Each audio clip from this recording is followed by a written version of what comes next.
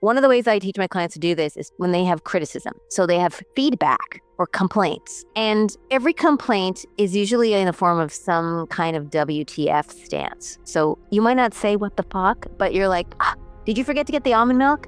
Were you late picking up the kids? It's got WTF infused into it. And so if you could take all your complaints, translate them from WTF to what I call MLK, which stands for Martin Luther King. And if anyone ever had a reason to be what the fuck, it was him, but he didn't. He said, I have a dream about a future. And he inspired an entire nation and invited them to their higher level selves with an invitation to greatness. Welcome to the Radical Responsibility Podcast. I'm Dr. Fleet Mall, and I'm excited to guide you on a journey of authentic transformation. In each episode, I'll bring you insights from leading experts to explore trauma recovery, mindfulness practices, positive psychology, and innovative breakthroughs in health, wellness, and life optimization. This is a space for real conversations that inspire meaningful change, helping you find alignment with the person you are always meant to be. Let's get started.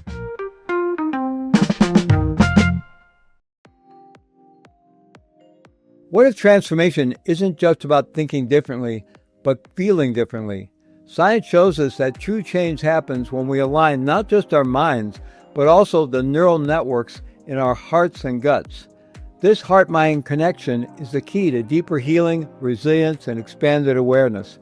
That's why I created the Heart Mind All Access Membership and Community, a space designed to help you rewire your nervous system, cultivate heart intelligence, and live with greater clarity and purpose. With over 1,000 hours of transformational teachings specifically curated to meet your needs, you'll learn from world-renowned meditation teachers, neuroscientists, and experts in neuroplasticity, all sharing powerful tools to help you shift your mindset and heart set, regulate your emotions, and unlock your full potential. You'll also gain unlimited access to every summit and course we've ever produced, a treasure trove of wisdom worth over $10,000 and growing, plus live gatherings and an inspiring global community to support your journey. If you're ready to step into a more heart-centered, connected, and conscious life, I invite you to join us. Click the link to learn more and start your journey today. What if the key to extraordinary love isn't finding the right person, but becoming the version of yourself that love is calling forward? In this episode, I'm joined by Annie Lalla, a masterful relationship coach known for blending science, soul, and emotional intelligence. Annie shares powerful insights about how our childhood attachment patterns shape our romantic lives and how we can use love as a path of healing and transformation. She shows us how to work with conflict creatively, transmute shame without blame, and reframe jealousy as a sacred signal. One of Annie's core teachings is this: self-regulation is the most important skill in any relationship. When we take responsibility for our emotional state, we become safer partners and more empowered humans. This conversation is a compass for anyone who wants to grow in love, not just survive it. Let's get started. My name is Dr. Fleet Mall, your co-host for this session, and I'm really excited to be here today with Annie Lalla. Welcome, Annie. Thank you. Delighted. Yeah, we're so happy to be able to include you ever since I've discovered your work, and I've watched a bunch of your presentations on various sites and podcasts and YouTubes, and it's fascinating work you do around relationship. You often speak about creating extraordinary relationships through deep connection and authenticity. So I wonder if you could share how individuals can begin to cultivate a more conscious approach to their relationship, especially when past experiences have shaped fears and insecurities. There can be quite a leap there from going from a relationship that we're kind of doing our best with, tolerating, coping, it's okay most of the time, to actually wanting to really, embrace a more extraordinary level. It requires quite a leap and a little bit of work, I imagine. A lot of work, actually. My husband says it doesn't take a lot to be in love. It takes everything.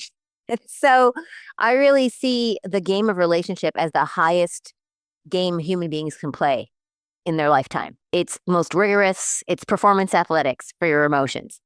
And I'm really committed that human beings believe in the possibility of true love existing and as possible for them. So I really think of myself as someone who helps skeptics believe in true love. And so whether you're single, done with dating, trying to find your partner, or you're in a relationship and you're feeling cynical or skeptical about what's possible here and wanting to give up, that I really love to intervene and basically show people, every cynic is a failed idealist. There's a part of them that had a vision, had a dream, had a possibility, and it got hurt or damaged or dashed to the curb, and then we give up on that dream. But in order to be cynical or skeptical, you actually still have to have the dream burning inside like a little ember. Otherwise, you'd just be neutral. You wouldn't be cynical or skeptical. So I see that little ember and I go in there and I try to blow on it and reignite that possibility for singles or couples. And you talked about when you've been wounded or had problems in the past, original attachment dynamics, your attachment imprints really govern your patterns in your romantic relationship. Because when you fall in love, the dynamic between your original attachment figures ports right over to your romantic partner. So even though you think this is your boyfriend or your girlfriend, you're actually treating them as if they're the attachment figure whose job it is to rescue you, soothe you, save you, make you feel better when things go wrong, which is appropriate from the child version of yourself. That's the appropriate stance. But as an adult, we often relate to our romantic partner as if it's their job to make us feel better. And that's a developmental awakening that I offer people, to teach them how to recognize that they're doing that pattern and like using their partner, burdening their partner with being their attachment figure, but teaching them how to become their own attachment figure, their own inner adult for their young, scared, upset, angry self. And that's a whole set of tools and technology. But the main thing I wanted to say here is what I've noticed in working with singles and couples is that you basically, once you have your attachment pattern set, you're basically on the hunt, roving through the world, looking for a romantic partner that matches a set of criteria. And we think it's good looking, funny, smart, intelligent, and those are there. But what you're really hunting for is a particular brand of heartbreak, a particular quality of owie that is reminiscent and nostalgic of our original heartbreak in our attachment dynamic with whichever parent we had to work on feeling love from the most. So here we are, we're thinking we're looking for a dream soulmate, but we're looking for someone who replicates that particular heartbreak. So once I'm able to show someone this is the pattern you're attracted to, all these other people you don't feel the chemistry with because they don't produce that nostalgic heartbreak. So since you're always going to be looking for someone who's like, if your dad was emotionally unavailable, you're always going to be looking for an emotionally unavailable guy. That's just the deal. So here's what you do. You want to look for the smartest, most intelligent, most conscious, most committed to personal growth, emotionally unavailable guy that you can find, which is what I did. I found my husband. He was the best looking, smartest, most conscious, emotionally unavailable guy I could find. So you just call the shot because you won't be attracted to sensitive ponytail guy if emotional unavailability is what the imprint was. So it's like co-opting the attachment pattern. And then the point of being in love is to meet someone who fits the role of replaying that attachment dynamic. But this time at the end of the scene, I will get the dream outcome where my attachment figure loves me the way I most needed, but never got from my parent. And so once people realize the schema that's underpinning their mate choice, then they can do it proactively. And I train both partners or the singles on how to consciously wield their already existing attachment patterns and those wound-driven propensities to their advantage. Is to let go of this delusion that you're ever going to find someone who just satisfies instantly all your needs and wants and, doesn't trigger you crazy. Because you literally pick them so that they trigger you, that crazy, so that it comes up for healing. So that's one thing. And, when I'm working with singles, I just say, instead of looking for Mr. and Mrs. Right, we got to make you into a version of yourself that you are proud to offer to the most inspiring human you ever meet, which is the only person you should marry. You should only ever commit to the most inspiring human you've ever met. Why settle for anything less than that? Picking a partner is the most important decision you ever make in your life. And you're interviewing for that very important job. And so the first thing I do is try to help my singles create a version of themselves that they can sign their name to triumphantly. Who would you have to be to love what you're offering to another person? And then build a life and a tribe filled with activities that you love being in, because no partner wants to join a life and rescue you from it. They want to join a life that's amazing that they get to add to. So that's a few things to start with, and we could dive a little deeper. Well, there's a lot there. Trying to project that perfect parent we didn't have onto our partner and getting them to fulfill that is a recipe for disaster. But it sounds like you're saying that these attachment patterns we have are inescapable. And thus, we're going to find somebody that that creates that owie that meets that attachment pattern. We just have to learn how to work with that creatively, which does sound like a formula for a lot of great personal growth work and therapeutic work. But isn't it possible to change the pattern and not have to do that? So it is. But here's the deal. You always think of a number line. There's 0 in the middle. And to the left is like, we'll use standard attachment language, a super avoidant. And to the right is super anxious, right? Oh my God, do you love me? Are they going to text me back? I need space. I need alone time. You always find yourself on one side or the other. And in some relationships, I was the super avoidant. And I ended up falling in love with someone where I was more clingy and attached at the beginning. So the more work you do to come closer to the center from whichever side you're lopsided towards, and it can be both sides depending on the relationship you're in, the more you integrate your shadow dichotomy, right?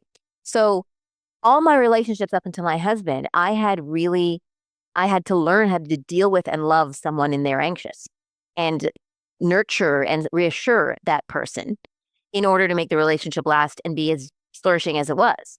Little did I know that I was practicing technology to be able to be my own attachment figure to my own anxious self when my husband might be avoidant in a conflict.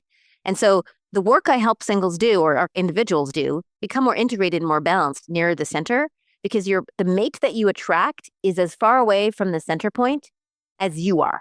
So if you're very, very codependent and like, oh my God, I need someone else to prop me up, then you're going to find a very agentic, individualist, self-absorbed person. It's why you get the full-on narcissist with the super codependent empath. And everyone's on one side of these two. Whenever I meet a couple, I'm always secretly going, which one's the nar and which one's the more empathic, codependent? And I get that they came to find each other to cross-train. You're always attracted to the underdeveloped skill that needs to be fleshed out in yourself. That's why you're attracted to it. My husband was attracted to my ability to empathize with others, except that was also a flaw. I was martyr, always empathizing with everyone else. And I was attracted to him because he knew his needs and wants and could empathize with himself. So our relationship has been about him teaching me how to empathize with my own needs, wants, and desires and developing a backbone of selfhood that is trustable. And my relationship with him has been cultivating in him the ability to empathize with other people's needs, wants, and desires, attuned to the implicit, unspoken requests from people. I'm training him in the implicit, he's training me in the explicit. And honestly, after 15 years now, we've crossed. I'm actually a little more avoidant and alone time and like kind of need my space. And he's more, let's go for walks, let's hang out, we need more time together. So you can actually cross-train your partner where you actually in midlife kind of go to the other side. That's fascinating. So day to day, moment to moment, it seems like the working relationship or the energy of relationship has a lot to do with our heart being open, or it's opening or it's closing. And it's not visual. We can feel that, shutting down, we're avoiding, or our heart is open, even in a positive way, not necessarily a clean way, but it's actually open. And so, but that, can feel very vulnerable and very unsafe. Most of us have been bruised quite a bit from childhood onward when we had our heart open with expectations and hopefulness and I'm here, and then we get bruised, right? And so how do we override all that conditioning that, it's like... it's intelligent conditioning. Am I really going to put my finger on the hot stove again, Yeah. I hear you. And I mean, it's a really beautiful, elegant solution to close our heart, to keep it protected. And so I want to really honor and dignify the propensity of us to guard what's sacred and tender and vulnerable.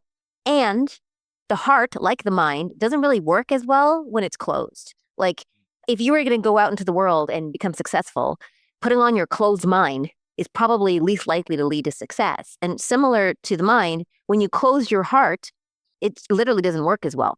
I think of consciousness as equal parts, mind and heart. And I don't even like to look at dualities and dichotomies, but if we have to make them, you need to have full consciousness online. You need to have an open mind and an open heart. And if either one of these is closed, you only have half of your intelligence online. Your success romantically or in any enterprise is going to be compromised if you're not bringing your full intelligence and your full consciousness. So you can't win if you don't play in the game of romance. And the only way to guarantee that you never get hurt is that you never, ever explore a relationship. And so you're guaranteed to win that game. But do you really want to win that game? And I don't know anybody, even no matter how in love you are, that doesn't befriend heartbreak. And the heart, like a muscle, just like when you rip your muscle at the gym and it grows back stronger, every time the heart rips, it grows back stronger. And so I look at heartbreak as opportunities, especially in the form of conflict, as opportunities to build yourself, your own emotional resilience, and the resilience of the relationship stronger each time if you know how to fight.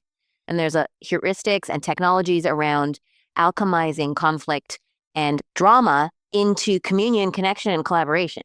A conflict is a collaboration trying to happen, but getting undermined or stymied by the two enemies of collaboration, which is coercion and collapse. And we can talk more about that. Conflict is a collaboration gone wrong, and collaboration is a conflict gone right. And when you close your heart, you can't play the human game, first of all, and you can't trust. And what I love about trust is it's a word that has us in the middle. And in order to trust another human being, you have to feel like they are prioritizing and centralizing the relational dynamic, the us, more than their agenda, more than the outcome that they're attached to. Someone's trying to sell you a car and you think that's more important than this relationship, you don't trust them. If someone wants you to come over to their house and help them paint, but they are willing to undermine the relationship, i.e. guilt or shame you in order to get that, you don't trust them. So I would just say vulnerability, first of all, is a word that gets used a lot. But I've noticed that young children never say when they grow up, I want to grow up and be vulnerable. It's not aspirational. So usually I just see vulnerability as a very special case of honesty. Vulnerability is a form of honesty. So my invitation is, how could you be more honest and transparent about what's really happening when your heart's wanting to close? Because when your heart's wanting to close, there's a framework, a belief that is generating the closing of the heart. And usually that belief or that framework is dead, ossified data from the past, past experience, either yours or somebody else's. And you're literally letting obsolete data infect the present moment. And what if you could breathe into your body, be with the sensations in it, and use the fresh, cutting edge, fresh off the press data of what's so in the moment. And if you can do that, which is really the key to opening your heart, is becoming present to your body.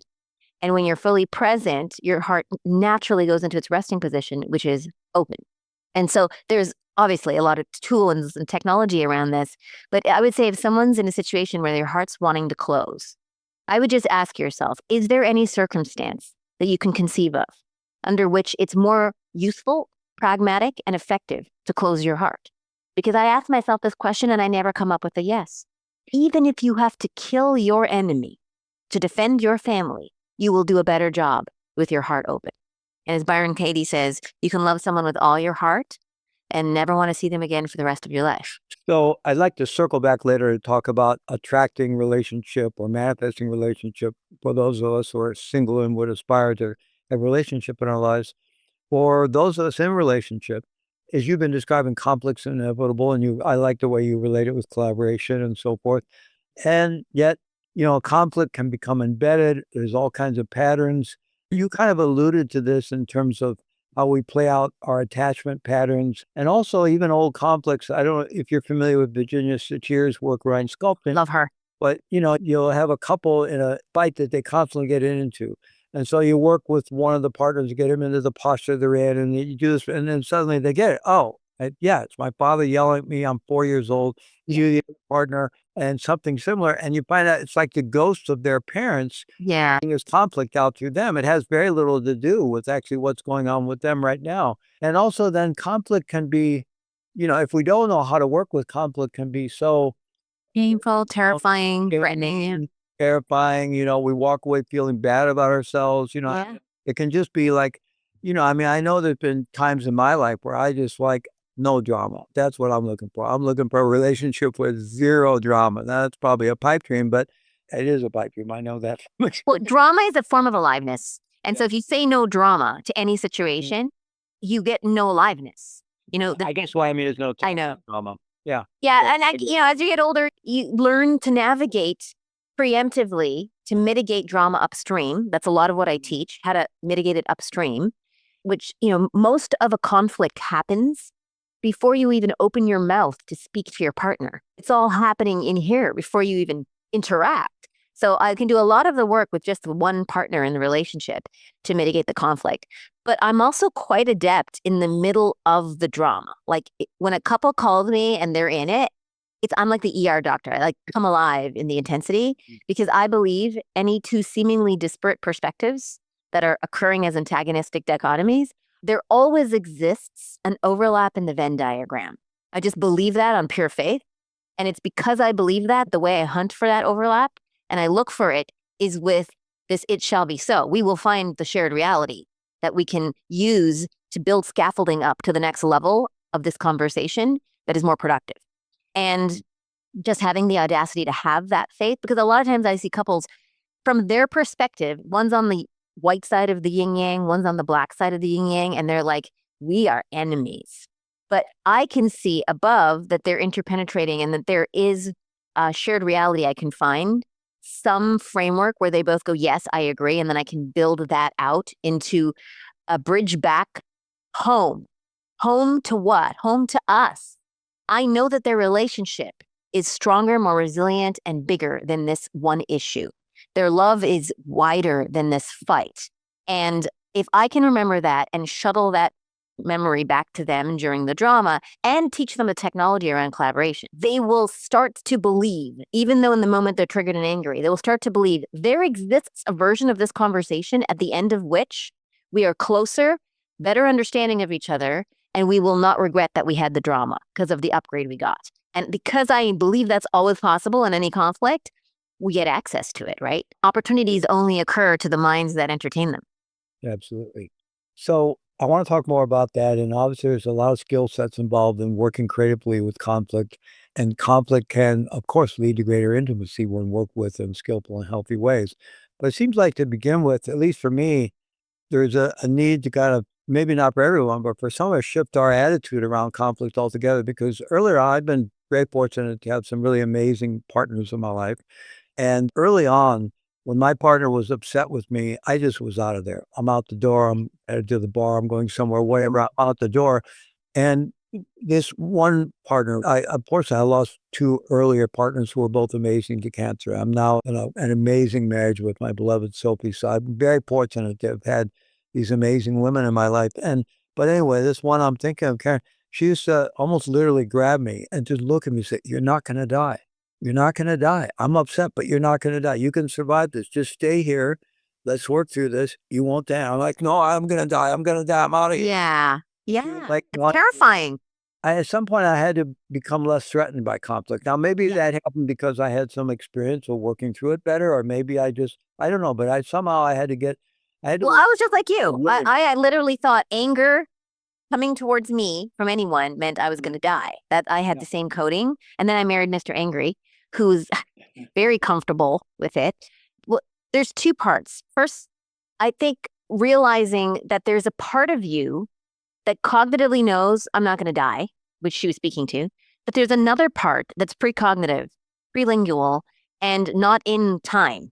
And it really does believe it's going to die because there was a time in your life where some anger was coming at you and your little nervous system could not cope, and totally understandably, and would dissociate, which is another form of leaving, to cope, which is a beautiful technology that the human nervous system has.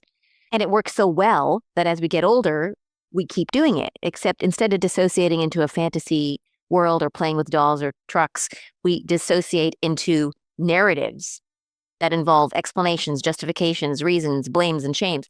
That's the new form of dissociation, is the story that we go into rather than being with the sensations in our body, which is, from my experience, feeling a feeling of fear or frustration has never killed a client. They've never spontaneously combusted. At worst, they tremble a little and cry. But teaching someone the process of being self-regulated enough to be what they're feeling is, I think, the great mission of being a human being. It's basically what all my coaching comes down to. One, taking radical responsibility for feeling safe in your body. So that might include removing yourself from the conversation, leaving the house, leaving the room to take care of your nervous system. It also includes building more resilience so that you can stay more and more in the fire and stay feeling safe by learning how to regulate your nervous system in the face of an onslaught of upset or anger. So I've had to build both tools. So I'm sure over time you've built the ability to tolerate someone's upset, but also you've chosen partners or picked people who have maybe more sophisticated ways of expressing their anger as well.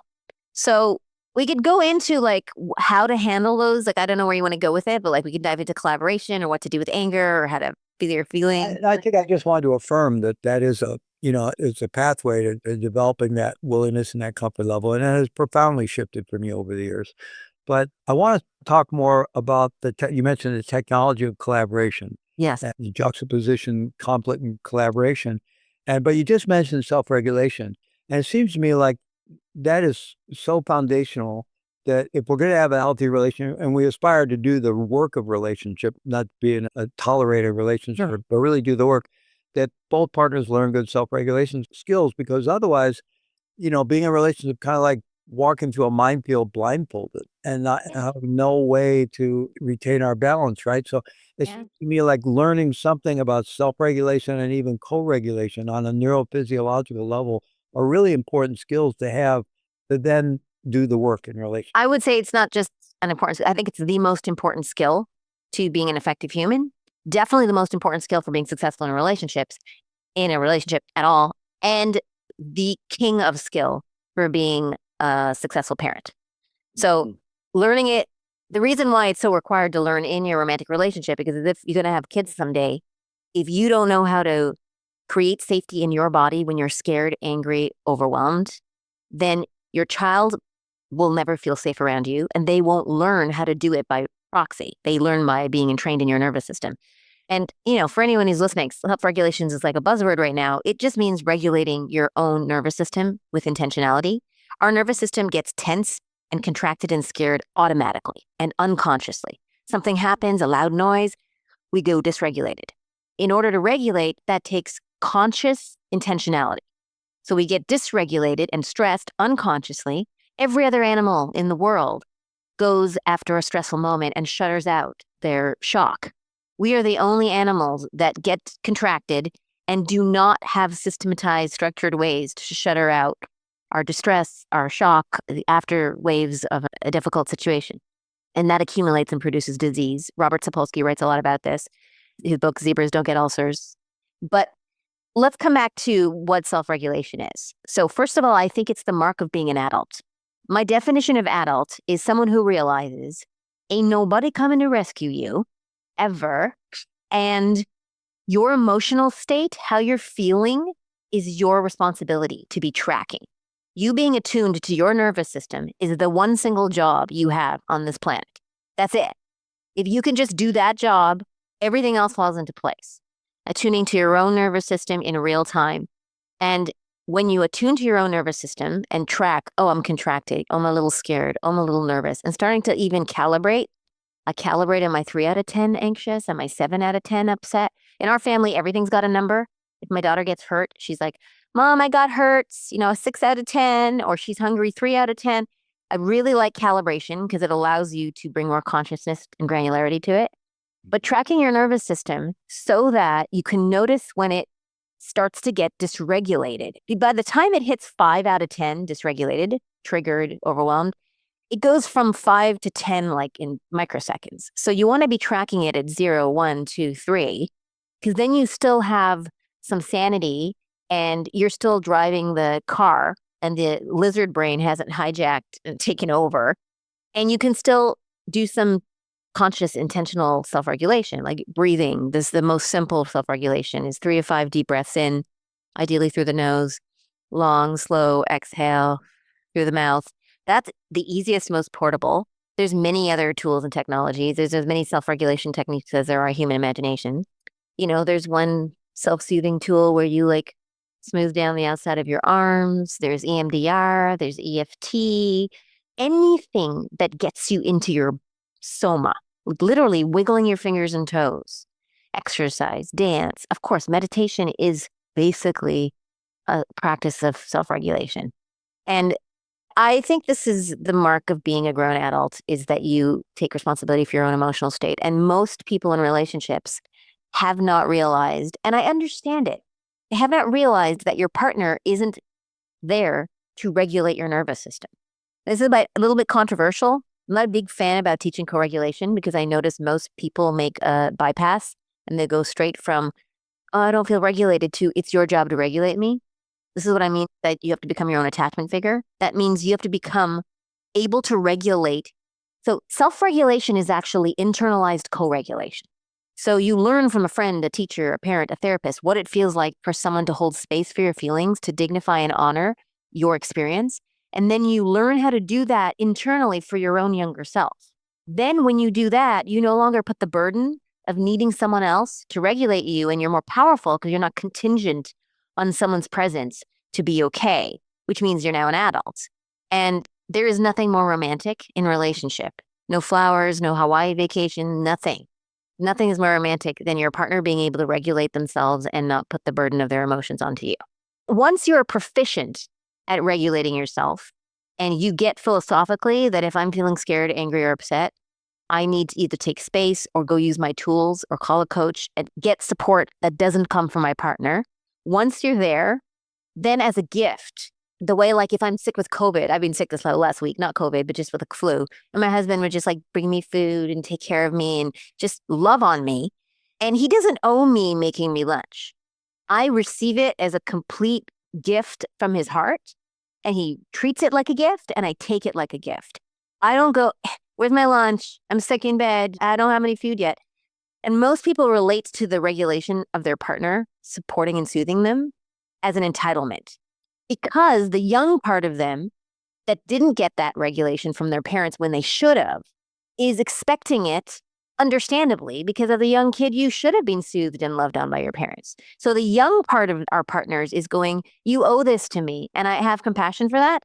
But your partner doesn't see you as a young 4-year-old anymore. They see you as a grown-up adult, and you have to realize that you literally picked someone who doesn't know how to regulate you on purpose so that you could learn how to do it yourself. That's actually what happens. Yeah, and I love that. And obviously, I love this approach about what it means to be an adult. I love David Rico's book, Being an Adult. And really Oh, I love it too. read that years and years ago. I think expecting co-regulation or being dependent on co-regulation from others is obviously not helpful. But I would think that if we're able to do a good job with self-regulation, if we develop a baseline of good self-regulation, then when we are in the presence of others, just by practicing good self-regulation and self-awareness and embodied self-awareness while we're in the presence of others, that has a co-regulating impact. That's it. That's They what copy. it takes for us. You're literally energetically demoing what it looks like to be owning and honoring your feelings. And whether you say a word or not, the other person's body can pick up the demo. So if I go into a restaurant and I hear a baby crying and it's someone in the corner, I feel the part of me that gets, like the mom in me. But if I regulate my nervous system, I literally send that softness out into the field, and I know it'll get its way to the mom and to the baby. There's no faster way to regulate another human being than to attune to your nervous system, take some breaths, and regulate home. Most of us are trying to regulate our nervous system, the scenic route, through other people's nervous system. Like, if I can get everyone else to feel calm and happy, then I'll be okay. Instead of going directly to our own nervous system, making that feel okay. So now you're a resource to support everyone else. I mean, that was me for many, many years, thinking I'm loving everybody, but really I just can't hang when they're angry or upset. So I became a professional mediator of upset people. But, my marriage has fixed that. I definitely married the person who did not know how to regulate me. And thank goodness. I hated it at the time, but now I'm so glad that I've learned how to do it because it makes me a way more extraordinary mother to my child. So let's talk more about what you described as the technology of collaboration. And also maybe as part of that, understanding, I think there's so much shame in our culture in the way that we're enculturated as children. And I just personally feel one of my life goals is to rid our culture of shame and blame. Very small little project I have, but I'm on the team. I'm on the same so thing. it comes up all the time. So it seems like if you're talking about effective collaboration and healthy working through conflict, somehow we're able to transform or transcend shame in some way. Yeah. I mean, shame is underneath a lot of aggression. Shame, jealousy, envy, guilt. These are all status reducing emotions. When we confess them, we apparently lose status in most culture. And so human beings don't like to give up status. And so what happens when you have shame, envy, jealousy, or guilt is it masquerades and dresses up as aggression, criticism, attack. We don't say, I feel jealous because you're looking at the waitress who's skinnier than me. We say, why are you disrespecting me? Why don't you go home with her? You got to look behind aggression. And a lot of times you'll find hidden shame. And the shame is hidden from the person in whose body it's happening. Like nobody usually knows they're feeling ashamed. The way you know you're feeling ashamed is usually you're either angry or you're hiding something. That's one of the indicators of shame is secrecy. So there's a lot of ways I handle shame. First of all, well, I have a couple tools. I'll give you a tool around shame for conflict resolution. First of all, I am always scanning for where my client or the human in front of me I'm speaking to might be having shame energetically, like before they say anything. Like maybe they're fixing their hair or they're like uncomfortable. So it's not, I find the part of their being that is terrified of being marginalized, which is what shame is. Shame is hails from our original tribal ancestry, where if there was 10 pieces of food and 10 people in the tribe and you ate 2 pieces of food, someone would starve. And so you were shamed and shunned for doing anything that was out of rapport with the tribe because it would compromise the integrity of the tribe. And so you could be like cast out into the desert to die alone. So shame is always on pain of death. That's why it feels monolithic and terrifying. So I send a message to the part of that person that might be feeling in terror or having that shame. And I just send love to it. I just go, I see you. This is not verbal. And I just like send love to all the places where the person might be having terror. And I notice that some part of their being receives that, but I'm also more explicit. So when I'm working with couples, there's often like deceit, or if you're ashamed of something, you might fudge the story about how the argument went. I try to write like a victory letter or see the innocence of the person who's feeling ashamed preemptively, and then I give them an out. Like I write a narrative that gives them reprieve from the shame so that they don't even have to unconsciously dodge it. Of course, I understand exactly why you wouldn't have told her that on the text. It makes sense. And I give them a way. I'm basically saying, without saying explicitly, I know you feel ashamed. It's okay that you have shame. You still have dignity. And here's your innocence letter. And if I can do that, I can often make the shame tolerable enough for them to own up to a new improved way of doing it or take responsibility. Because most people have take responsibility equal to shaming themselves and making themselves bad. And I'm always trying to scrape off the shame, blame, and make wrong between my clients or when I'm talking to them. Even a should is a could with shame smeared on top. So we want to scrape off all that shame. And one of the ways I teach my clients to do this is to when they have criticism. So they have feedback or complaints. And every complaint is usually in the form of some kind of WTF stance. So you might not say what the fuck, but you're like, did you forget to get the almond milk? Were you late picking up the kids? It's got WTF infused into it. And so if you could take all your complaints, translate them from WTF to what I call MLK, which stands for Martin Luther King. And if anyone ever had a reason to be what the fuck, it was him, but he didn't. He said, I have a dream about a future. And he inspired an entire nation and invited them to their higher level selves with an invitation to greatness. And so every complaint has a commitment to greatness behind it. So if you can translate your WTF complaints into MLK speeches, instead of like, why did you leave your dishes on the table? I have a dream that you take your dishes and you put them straight into the dishwasher because you want to collaborate and be part of this team, this family, keeping the house clean. Like there is a way to show your partner how their behavior could be even more aligned with their values and not add to their already existing shame. You actually have to give them a way out of the shame, a way into hero. And that's what the MLK stance is. How can I paint a future where they win, not complain about where they've screwed something up? So it's future focused and possibility driven rather than past focused and shame laden. That's one tool I use to scrape off shame. I just want to reaffirm that just that sort of MLK stance that you're using and that shift, that could be a North Star in relationship that could take us a long way. It really does. And we use it in our family system. If I say something, my husband will be like, can you MLK that? And which means, can you translate that into an inspiration instead of bitching? And I'll ask him to MLK it too. And it forces development for both. Because who you have to be to inspire your partner into a developmental change is a higher version of yourself. It's someone that you would sign your name to more triumphantly. And your job as a romantic partner is to stand fiercely for the greatness of your mate and to emancipate them from their small, wounded, defended self into their, their essence. You're not trying to change your partner. You're trying to scrape away everything that isn't them, like barnacles on a ship. I think of the Michelangelo metaphor where you hire your partner to be Michelangelo and you're the block of marble and they see David inside the marble. That's what they fell in love with. Not some other version of you, the real you. What your partner's trying to scrape away or curb is your unconscious wound-driven patterns, your defense strategies. Not you. They love you.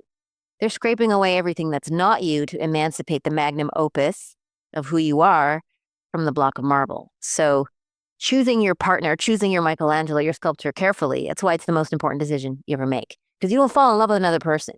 You fall in love with who you get to be because of them, by being with them, because they're going to stand for the highest vision and carve you into it.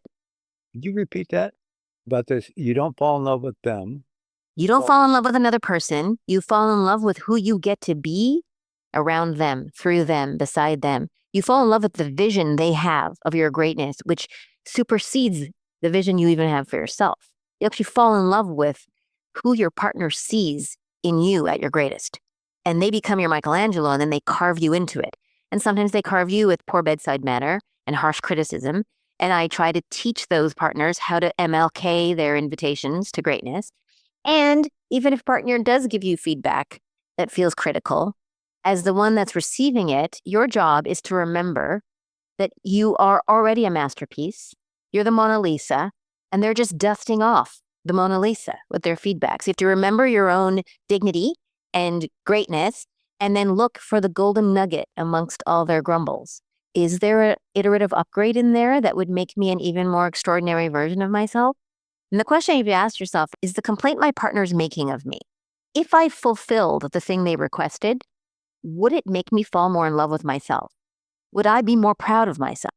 And if the answer is yes, then your partner is doing exactly the job you hired them to do, which is be a mirror for your magnificence and poetry, but also a mirror for your madness and wherever you fall short of your greatness. So they're just doing their job.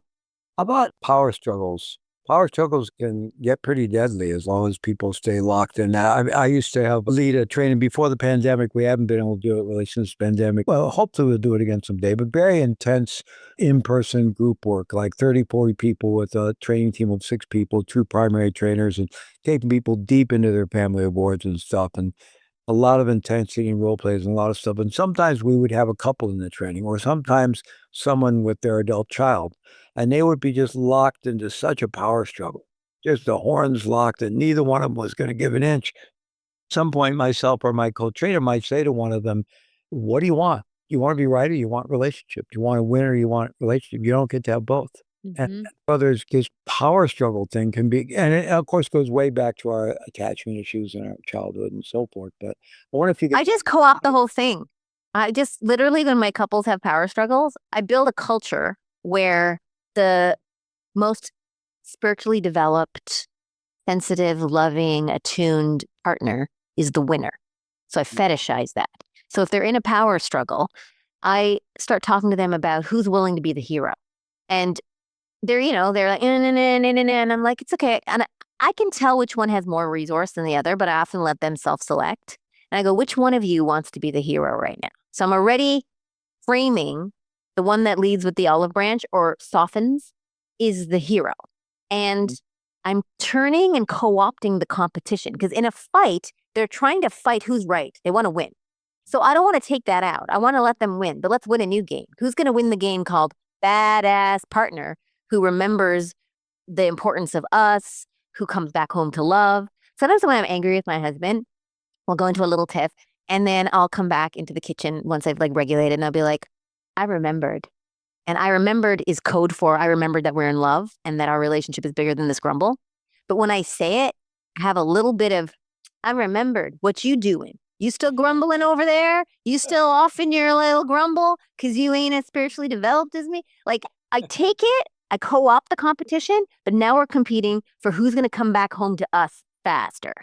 And so I find that really works to just Aikido the power struggle from who's right, who's wrong to who's better at loving, which is a much better game to play to win. It seems to be a through line in your work, what you're calling co-opting or working with the dynamics as they are, rather than trying to escape them or deny them or literally change them, really work with the dynamics and through into some sort of Yeah, transform. it's a yes and, right? It's yes and. Transcend means include and go beyond. So I got to include what's so and just dance it into something, like love it into submission. Whatever the pattern is that we want to work through in ourselves and someone else, you can't obsolete a pattern, lobotomize a pattern. You can only attend to it, see its dignity, and then love it into submission. Because when you appreciate a pattern, see its years of work that it's put in, give it its gold watch for its years of service, it organically and naturally subsides. Patterns only persist when you shame them, make them wrong, or tell them they need to go away. Just like a child. If you tell them that, they just dig their heels in and they go, I ain't leaving until you see me and love me. That's what your patterns do. So I just find a way to love the pattern into, softening. And then what's more current and useful and born in the moment will surface. Because those patterns are from dead, ossified experience from your past. They're usually no longer even applicable to the current moment. I mean, to be triggered and dysregulated is actually a form of time travel. To be triggered is to time travel back into the past to a younger self, usually under 10 years old. Even though you're a 40-year-old adult in the kitchen, your nervous system has time traveled back to the past to the first time you had that difficult emotion. And so once you've time traveled back to the past to a 5-year-old version of yourself, when you're triggered, you only have access to your 5-year-old files. And that's why you look like a tantruming human with not much sophistication. And all those courses and plant medicine and all the meditation courses you've done help you zero because you're a 5-year-old. So that's why self-regulation is actually a form of time travel. Self-regulation is you doing some actions, breathing, that time travels your ass back to the present moment where you have grown-up adult files and technologies that you can access and wield creatively in resolving the conflict. So self-regulation is actually time travel as far as I'm concerned.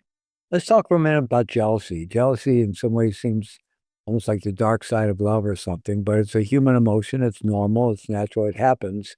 What drives jealousy and how do you work with jealousy? I think jealousy gets a bad rap. I think jealousy is a very sophisticated, astute emotion, and evolution does not waste time on anything that isn't adapted. So jealousy is, in many animals, a way of protecting the pair bond, and it's a way of guarding the sacred us, the fort of us. And what I'll say about jealousy, and it's so interesting, as a love coach for 20 years, I've never had a single client, except one in the last year, that has ever confessed to being jealous. Ever. So again, remember I said jealousy always masquerades as aggression. People have jealousy as coded as weak, insecure, you're not, confident. Here's what I think about jealousy. It's never for no reason. I'll give it a metaphor. So the way a clam makes, or an oyster makes a pearl, is a little grain of sand has to get in there, and it's an irritant. And then the mollusk goes, oh, I don't like this grain of sand, and it excretes all this like iridescent stuff that coalesces around this grain of sand, and it produces a pearl. So at the root of all jealousy is a grain of sand that has truth. Now, if you think your partner is cheating on you with the secretary because he's coming home late from work, the story that the jealous feeling makes in your mind is almost 99% bullshit and not believable. But the feeling that something's off is trustable. So I trust jealousy to indicate something is off. The story of what is off, I trust zero. When a couple comes to me and one of them's jealous, usually the partner is like, well, you're being ridiculous. All I did is take a picture with a photographer who was a guy, and now you think I'm dating him. And they paint out the jealous person to be like psycho. But if I trace it back down, there is always systemically in the relationship behaviors that the partner who's being accused is doing that is lacking in full devotion, that they're not aware of. There's something that they're doing that is not in full devotion that if they were doing would preclude the jealousy. The grain of sand wouldn't be there for the pearl. Most of the pearl is all fake. It's not the sand, but there's a grain of sand in it. And so jealousy is a dance with both partners where I help the person not trust the story that the jealousy is spinning, but to just come to their partner and saying, I'm feeling like something's off. My mind is generating a story. Here's the crazy story my mind's generating. I'm hallucinating that you're having an affair. But the fact that your partner is jealous indicates to you that there's low-hanging fruit being left on how to upgrade your devotion. And when I help that partner close off unconscious sexual tentacles they're sending out, or unconscious ambiguous signals that they may be indicating, or behaviors that are not in full devotion of the primary relationship, once I bring that into their attention and help them upgrade that, the jealousy goes away. So jealousy indicates an opportunity for more devotion to show up in the other partner. And usually the other partner can't see where they're missing the next level of devotion. And the jealousy is the invitation for their growth. Think of your partner's needs as custom crafted by the universe to wake you up to your next level self. Whatever persistent need or complaint your partner has is the universe literally trying to carve you into wholeness. And never ignore jealousy. You don't have to trust the story. Neither the jealous person or the person feeling jealous of shouldn't trust the story, but there is something to it. My husband likes to go around saying, oh, I never feel jealous. I never felt jealous once with Annie. And I'm like, yeah, that's because of me. That's because the way I handle myself is such that you will never feel it. And I notice a lot of times couples, one partner will say, oh, I never feel jealous. And I'm like, that's because she's got her shit together and she's in full devotion, or he's in full devotion. So that's how I think about it, is I don't dismiss it. I see it as very intelligent. I think it should be always, I basically don't believe you can have jealousy if there isn't something off. Even if the guy is just staying late at work having a marijuana toke with the guys and not telling his wife. It's nothing to do with a woman, but something's off. And to distinguish, jealousy involves 3 people. Envy involves 2. So I can be jealous that my best friend is hanging out with a new female friend. Doesn't even have to be sexual. And I can be envious of, oh, she published her book and I haven't published my book yet. It's subtly different. We kind of idealize and romanticize long-term relationships and forever love and so forth. And obviously it's a beautiful thing. And sometimes we see people that have been together for a long time and they're still romantic with each other. It's a really touching and heartwarming thing. And I'm wondering if sometimes relationships do have an end point. Oh, yeah. And I wonder if you could talk a little bit about how people can discern whether it makes sense to make a relationship work. I think relationship is a school, and it's an educational dojo. It's a school, and you graduate. Every relationship I was in up until my husband romantically, I graduated from. I think of it as graduation rather than a breakup. I think I like the flavor of that because you get to keep your diploma, your education of what works, what doesn't work, your own developmental upgrades. And no relationship is a failure because you learn from it. And that is hard-won knowledge. And so knowing when it's time to graduate is a skill. I think most people give up too early because what happens is after the drugs wear off, after 9 to 18 months and all the hormones wear off, then you're left with a fallible, imperfect human in front of you who cannot fulfill all your needs. In fact, you picked someone who absolutely by design will not fulfill your needs in exactly the way that you most want them to. And then you get mad. So I think any couple that's together is supposed to be together.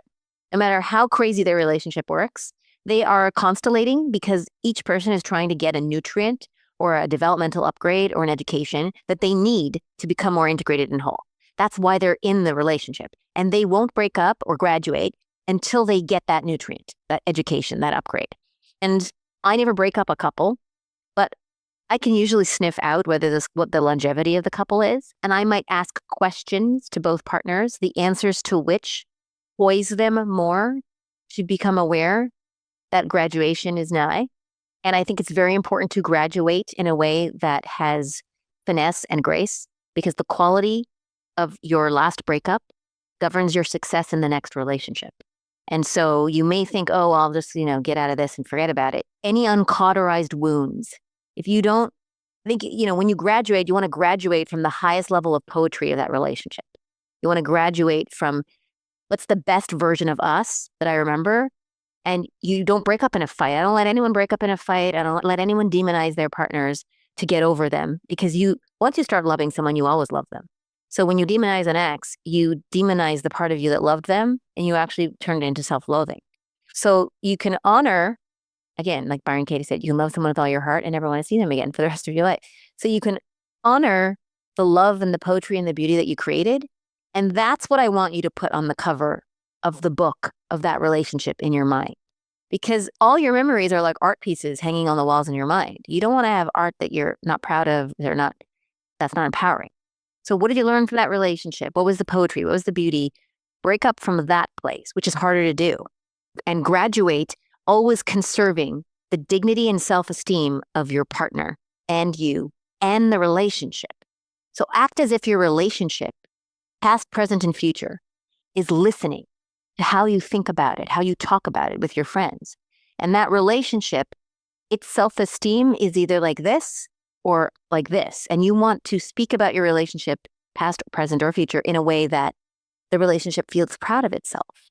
Like you're proud of your degree when you graduate from a university. And so I have a lot of different ideas on how to graduate with class, but knowing really comes down to who's worth the suffering. That's my least glamorous definition of love. Who's worth the suffering? Because there's no relationship where you're not going to have to do work to transcend your patterns. And the reason that it's hard is because they're calling you to a next level of work. And every relationship I was in had some difficulties, but there was no one worth that level of suffering, worth doing the work for, until I met my husband. And he's worth the work by the skin of his teeth, but he is.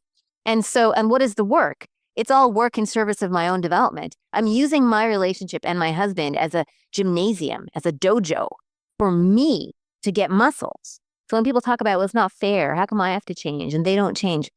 You don't yell at the training machines at the gym and go, how come you don't have to lift the weights? You're using the gym to grow your own emotional resilience and developmental muscles. And if my partner wants to sit on the sofa eating potato chips and ice cream while I'm working out at the gym, well, they can. I'm doing it for myself. And I've noticed when couples are in love, if you do your work and leave them, don't even need them to do theirs. Just you lead by example. They do come trailing behind. My husband's always about 3 months behind me in a new developmental pattern. And I used to get all frustrated. I'm just like, he's on his way. They watch. I don't use my partner's suboptimal behavior as an excuse for me to not go to the gym. I just want to be acting in a way that I can sign my name to, that I can feel proud of. Are you behaving in your relationship in a way that if you were on a reality TV show and everyone you admired was in the audience, that they'd be clapping for you? That's what you want to be running so that you're lining up with your own values. So in terms of knowing when to leave, honestly, I think it's the woman that usually has the clairvoyance, because the woman is the female in traditional heteronormative relationship. The feminine principle, let's say, is the visionary leader of the relational possibility. It's the steering wheel, and the masculine principle is the engine. And so whether the woman breaks up or she subcontracts it out to the man, she's the one that decides. The way a woman usually does that is she's just not happy. When a man loves a woman, if his woman is continuously complaining and not happy, he will opt out because he wants her to feel happy. So he'll leave the space for someone else to do it. And the woman doesn't realize she's the one that created that by not standing for and being able to inspire and build a relational dynamic that serves her aliveness. This has been incredibly illuminating and really inspiring. I feel tremendously inspired, Annie. Thank you so much. I want to talk, we're just about we kind of are out of time, but I still wanted to ask you one more thing and just catch on.